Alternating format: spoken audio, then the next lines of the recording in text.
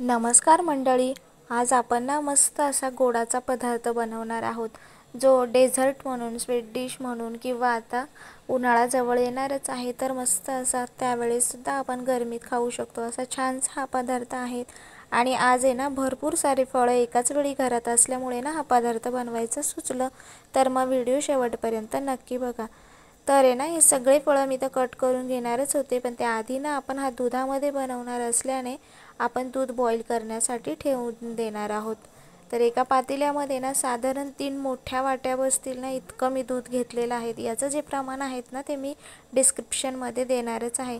3 वाट्यांसाठी ना 2 चमचे ही custard powder आहे, ती आपण थोड्याशा पाण्यामध्ये मिक्स करून घ्यायची आहे। दुधामध्ये केली तरी देखील चालते।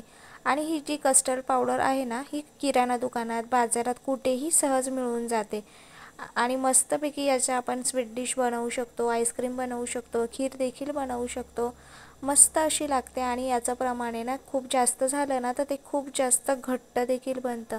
त्याच्यामुळे ना 2 चमचेच या ठिकाणी मी कस्टर्ड पावडर वापरलेली आहेत। म्हणजे ज्या वाटी 3 वाटी मोठी वाटी दूध घेतलं आहे आणि 2च चमचे या ठिकाणी मी कस्टर्ड पावडर घेतलेली आहेत। मस्त असा येलो कलर येतो, दिसायला देखील छानच असतं आणि टेस्ट तर अप्रतिम असते। तर व्यवस्थित असं गुठळ्या न होता ना आपण थोडंसं पाण्यामध्ये आधी मिक्स करून घ्यायचं आहे। तर या ठिकाणी ना आपलं दूध देखील छान असं उकळलेलं आहे। तर दूध आपल्याला आटवायचं नाही, कारण की कस्टर्ड पावडर घातल्यानंतर ना ते आपोआपच घट्ट होणार आहे। बघू शकता एकसारखं असं छान झालं पाहिजे आणि ते नंतर आपण दुधामध्ये घालणार आहोत आणि दुधात घातल्या ना लगेच एकसारखं असं मिक्स करून घ्यायचं आहे, नाहीतर ते लगेच घट्ट होतं आणि त्याच्या गुठळ्या देखील होतात। तर गॅसची फ्लेम आहे ना या ठिकाणी अगदी मीडियम ठेवायची।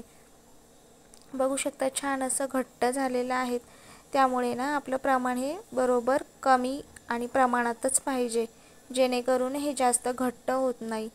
तर अशा पद्धतीने ना हे झाल्यानंतर गॅस बंद केला आणि मस्तपैकी थंड होण्यासाठी बाजूला ठेवलं। आता एवढी छान छान फळं होती ना तर मस्तपैकी फ्रूट कस्टर्ड बनवावं असं वाटलं। लहान मुलं देखील आवडीने खातात।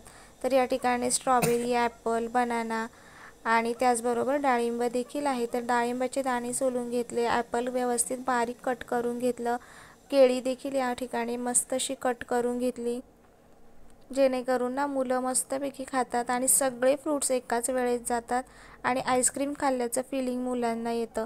त्यामुळे ना असं छान काहीतरी बनवून द्यायला ना मला खूप आवडतं। तर या ठिकाणी ना मी छान अशी स्ट्रॉबेरी देखील होती, त्याचा शेक देखील आधी मुलांना बनवून दिलेला। तर म्हटलं आता यामध्ये देखील आपण स्ट्रॉबेरी घालूया। तर मस्तपैकी स्ट्रॉबेरी देखील बनवली, कट करून घेतली। अशा पद्धतीने ना सगळे फ्रूट्स यामध्ये कट करून घेतलेले आहेत।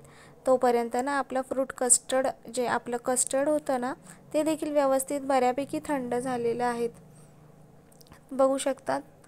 त्यानंतर ना आपण हे सगळ्या फ्रूट्समध्ये फ्रूट कस्टर्ड जे आपण दुधामध्ये बघू शकता अजून देखील गरम वाफ येत आहे, पूर्णपणे थंड नव्हतं झालेलं तरी देखील मी हे सगळं यामध्ये घातलं, कारण की आपल्याला ते थंड होण्यासाठी फ्रीजमध्येच ठेवायचं होतं आणि त्यासाठी देखील बराच वेळ जातो। तर या ठिकाणी सगळे फ्रूट्स व्यवस्थित यामध्ये घातले, बघू शकता ना दिसतानाच किती अप्रतिम आणि कलरफुल दिसत आहे। तर बघूनच मुलांना देखील आवडतं। तर फ्रीजमध्ये काढल्यानंतर ना मस्त असं झालेलं होतं। थोडंसं जर घट्ट झालं ना तर यामध्ये तुम्ही थंड दूध ॲड करू शकता। अशा पद्धतीने ना आपलं हे फ्रूट कस्टर्ड मस्तपैकी रेडी आहे।